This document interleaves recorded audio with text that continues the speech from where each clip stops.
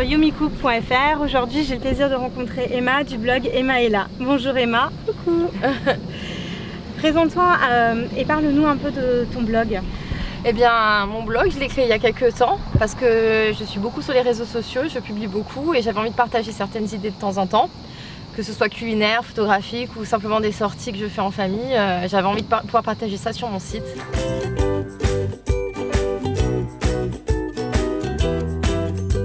Et d'où vient ta passion pour la cuisine et surtout la photographie? La cuisine, c'est depuis que je suis toute petite, je vois ma maman cuisiner, mon papa cuisiner.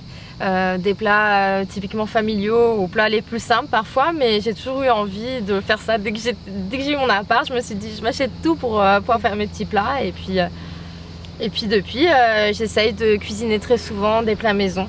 Oui. Et partager après à travers ton blog les petites c'est recettes. ça, partager ensuite les recettes, les partager avec mon fils, avec mon conjoint, avec mes amis, tout le monde. Et puis la photo, ça fait depuis toujours, ça fait depuis que je suis petite et à la naissance de mon fils, j'ai eu l'idée de me lancer.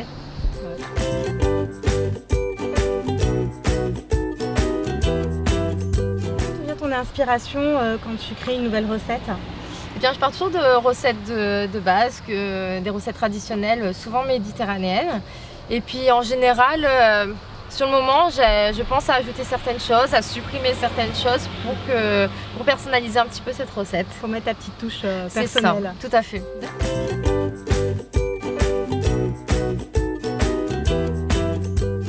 Alors, quel ingrédient tu détestes et lequel tu pourrais pas vivre sans? Alors, ce que je déteste par-dessus tout, et c'est comme ça, c'est depuis que je suis petite, c'est les fruits de mer, bizarrement. On habite quand même sur la Méditerranée, je déteste ça et donc du coup je ne peux pas du tout en cuisiner. Tout ce qui est mollusques, crustacés, je n'y touche pas.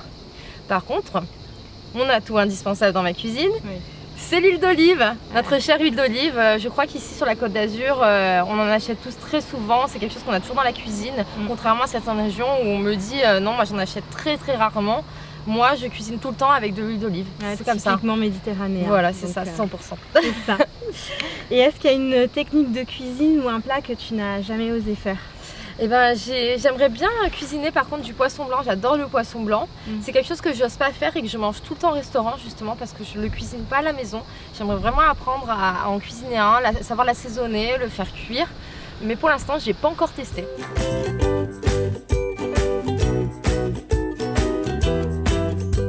Et raconte-nous ton pire cauchemar culinaire ou photographique. Alors culinaire, excuse-moi mamie, mais quand j'étais jeune, on est allé manger chez ma grand-mère et elle nous avait cuisiné une tourte. Et je demandais c'est quoi dedans, elle me dit pas, j'étais petite. Je goûte, j'ai pas aimé du tout. Et une fois que j'avais mangé ma part, elle m'a dit que c'était une tourte aux pigeons. J'ai eu envie de vomir honnêtement. Oui, non, j'avoue que là, tourte oui mais pigeons. Non, ça a été horrible comme souvenir. Et photographique, j'en ai pas vraiment. Au niveau des gens, je trouve que chaque personne ou chaque situation, chaque paysage est intéressant en photographie. J'ai toujours appris sur mes séances ou chaque photo que j'ai prise, j'apprends toujours. Après, c'est plus au niveau des conditions. Parfois, il fait très chaud comme aujourd'hui, plein de canicules. Mais sinon, pas trop de cauchemars photographiques, ça va, tout va bien.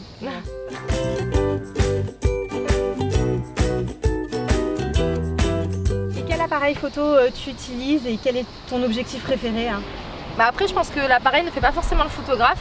Mais moi en tout cas, je suis pro Nikon. J'ai un Nikon plein format professionnel et je m'en sers tout le temps, même pour le perso, je l'emmène partout.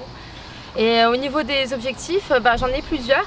On va dire que celui qui est vraiment passe-partout et très polyvalent, c'est le 50 mm, avec lequel on obtient un maximum de clichés différents, portraits, plein pied, paysages, on peut tout faire avec.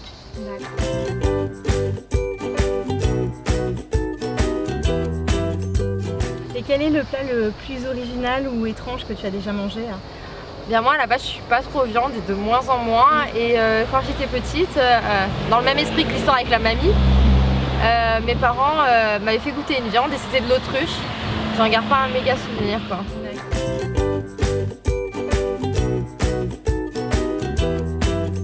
Quelle est la meilleure chose que ton métier de photographe t'a apporté? Un épanouissement personnel, professionnel. La reconnaissance des gens par rapport aux souvenirs que je leur crée. Globalement, c'est vraiment que du bonheur. Ouais, puis vivre de sa passion, je pense qu'il n'y a pas de prix. Oui, voilà. Et des fois, c'est difficile comme tout métier parce qu'il y a toujours des contraintes, mais il Oui. n'y a pas à dire. C'est vraiment le métier qui était fait, je pense, pour moi.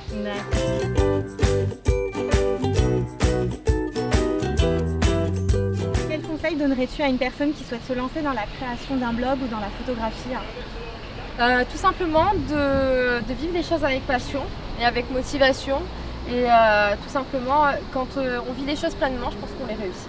Oui, c'est la motivation première. C'est ça, tout à fait. Ben, je vous invite à découvrir le blog de Emma est là. Et bien, très bientôt sur yumicook.fr pour découvrir de fabuleuses recettes. À bientôt. À bientôt. Au revoir.